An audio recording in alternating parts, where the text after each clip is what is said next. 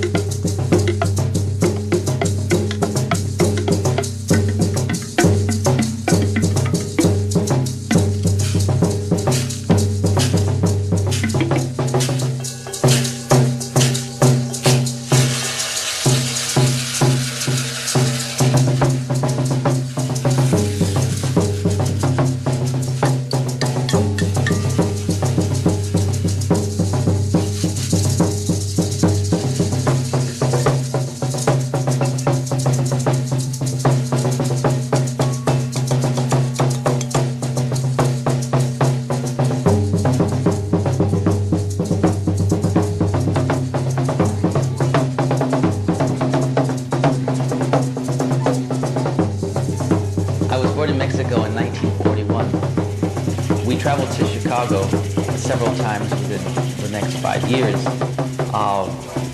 To a young boy of 3, 4, 5, this was a very important time in my formation of ideas and my concept of the world. To me, Mexico and Chicago were part of the same world. I was later to find out that it was two different cultures.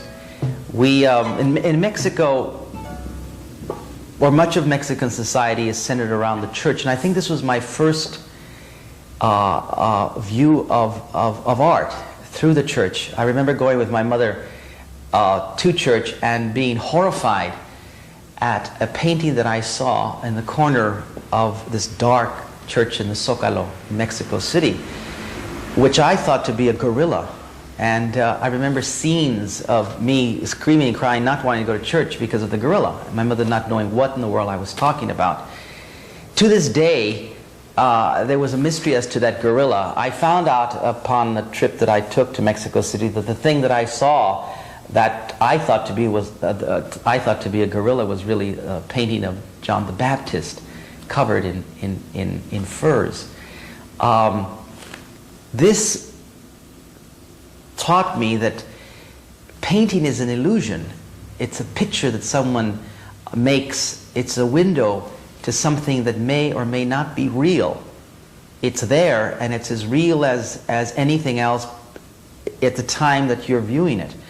I think then I sense a certain power in that illusion. When I was 9, we came from Chicago to Los Angeles. We came on a train, and since then the train has always come up in my work as a symbol of that period of my time, of my awakening. When we came to Los Angeles, LA seemed to me a dream. It was unreal. Remember that Chicago to me, or to many people, is sort of an image of dismal buildings and complicated railroads joining together. But it was more than that. Chicago is a city where the railroads come together and where many people of different cultures meet, exchange, communicate, and live. Los Angeles at that time was a city where for 15 cents you could take an electric car from downtown Los Angeles all the way to the end of the world, which was then, and maybe now it still is, Venice. It was an open city in the sense that it was clean, it was growing. There was an optimism, I think, about Los Angeles. We lived in the outskirts of the area and finally moved to the barrio. Now, I don't know what you know about the barrio, what you think about it, but the barrio is an environment that's, well, it's filled with lowriders, little grandmothers going to church in black shawls, pachucos, what we call now cholos, where Spanish is the dominant language, where speaking English is sometimes seen as an example of selling out.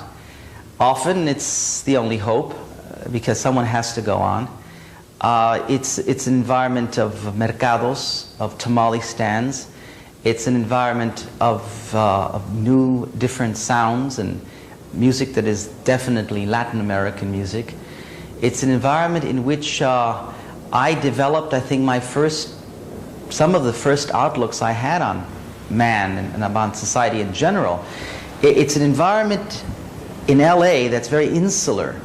Unlike the barrios of other big cities, LA has the largest population of Chicanos and Latin Americans. That the East Side represents a cultural fortress with an invisible wall that keeps the division between one culture and another very clearly defined. I grew up in this environment. I was able to look at American society, or as my grandmother calls it, el americano, with a different way, a different perspective, because I was not an Americano. I was made into an American. I saw the world and reflected it probably in the first drawings I did at school. Later on, and even today, I still have that interest in seeing two societies, often separate, at other times seeing them merged into one image. Some of the work that I have reflects this. These were my formative years, the years in which I picked up information.